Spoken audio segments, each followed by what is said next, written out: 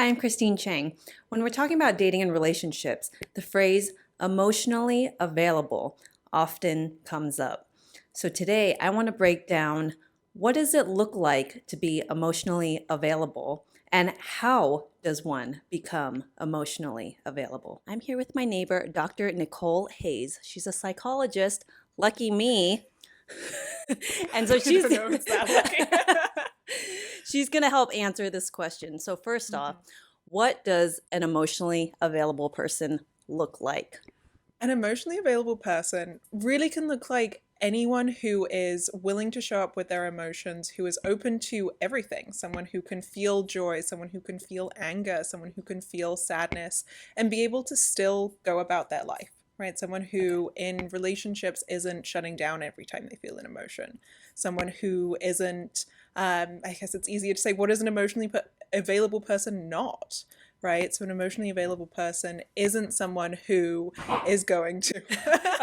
Our dogs are fighting. Our dogs are friends and sometimes frenemies.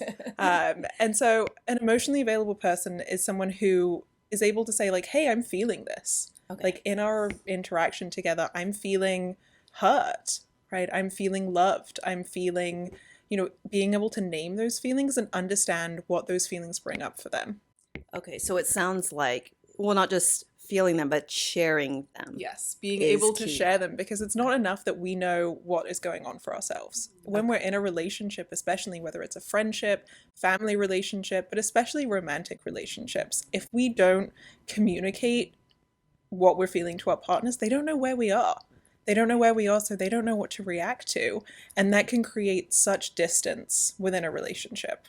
Oh, yes. This is something I've had to work on and learn how to do. So This is something that we all are working on and learning how to do, right? This isn't something that comes naturally. This isn't something that's really easy for people. And so every time we do it, every time we're in a new situation, we have to relearn. We have to refigure out, how do I become emotionally available in this relationship? Or how do I become emotionally available in this situation? And I think something that we don't talk about enough is just emotional safety. Right? And how do we, to be emotionally available, you have to feel safe with your emotions. You have to feel that the person that you're talking to is going to respect, validate, and respond to your emotions in a way that is containing it, as a way that isn't invalidating or unsafe. And I find that a lot of people who tend to be emotionally unavailable, which was me for a long time, and like Nikki said, I constantly have to work on it, is because as a kid, I felt like I was not validated and I did not feel a safe space to share those emotions. And it's always usually comes from childhood, right? Yeah, the amount of people that I talk to and the amount of kids that I see in my practice now who are really learning how to be emotionally available, even if they're in a situation where they've lived with a parent who hasn't validated that or hasn't encouraged that, or they're currently in that situation and they're living with a parent or they're living with a family member that when they're feeling emotions, their family member says, like, oh, we don't cry in this house. Like, just, pick yourself up. Have you tried just being happy? All of those things. Got it. Okay, so how can someone become emotionally available? Because often what I find with people I work with is they'll say, I keep attracting emotionally unavailable people. I think maybe I have some of that. How can I become more emotionally available? One is trust, right? Trusting yourself that you're able to feel your emotions and that your emotions actually are safe, right? That you're not going to fall apart if you feel an emotion. So we all have those like gut feelings. We all know when we're feeling something, even if we can't identify what it is. Your stomach hurts, your heart is beating really fast, you're feeling really sweaty. So first step is knowing when you're having an emotion. Okay. And then the second step is taking a deep breath and saying, I'm having an emotion, right? I'm feeling this, I'm feeling that, and being able to just communicate that. And with a partner, having them do the same thing. And what if someone feels very cut off from their emotions, that they don't even really know what they're feeling? What is a way they can start tapping into that? Well, so my partner is really big into mindfulness. So he would always say mindfulness is going to be a great step. And mindfulness or meditation, there's tons of apps out there that people can start with, which is all about just slowing down and being still and being really gentle with ourselves.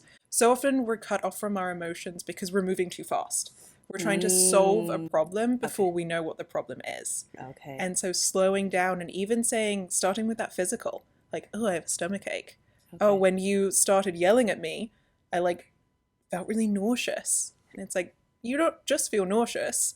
You feel nauseous not because you ate something weird or because you're getting sick, but because you're having an emotion. So even starting to attribute what are the emotions that we feel to what are we physically feeling. Okay, and what if someone finds themselves dating someone or in a relationship where they don't feel safe to express their emotions? Ooh. What should they do? Well, I can't speak to every relationship, but it depends if someone, do you think, is capable of feeling those emotions? If someone really isn't willing to feel those emotions, if they're not safe to express emotions around, I think the question you have to ask yourself is this a relationship I want to be in? Right? Is this a relationship where I can be my whole self? Is this a relationship where I can really show up authentically? Because that's really what we're all asking for in relationships, to be able to be our authentic selves with someone else. And if that person is not going to let you do that, is not going to facilitate your own growth, then maybe that's just not the right relationship for you. And maybe it doesn't mean that that person's a bad person, but if you need emotional availability and they're not willing to at least try, right, then maybe it's not the right time. Got it. Oh. I like how they're just staring at each other. Just making it. Oh my God. Let me see if I can just turn this around. What are you doing? Hi. You are very emotionally available. Thank you so much for shining light on that. It's such a basic question, but it's always the most foundational things that I think are helpful. It's something that I have conversations about with my patients every day, but it's also something I have conversations with my partner about every day. It's something that I'm never not working on, because I think that, it is something that's really, really hard for us, especially if we grew up in an environment where we weren't taught how to be emotionally available. It's not something that happens overnight. You're like, okay, today I'm going to be emotionally available, and then you can go and do it. So it's something that is definitely a work in progress, but so important. Absolutely. I will say on my journey, it just felt so unfamiliar to me. So when people would be emotionally available, I would feel really uncomfortable. I'd get scared. Like vulnerability was hard for me. Okay, so if people would like to reach out to you or connect with you, where's the best place they could do that? Best place is definitely Instagram. You can follow me on Instagram at Dr. Nicole Hayes, PhD. I'm happy to answer questions, reach out, or, definitely put comments on this video, and I'll try and respond to some of them, or maybe do a follow-up video. Amazing. Yay! Thank you. Want to say something? Yay! Hey. Hi.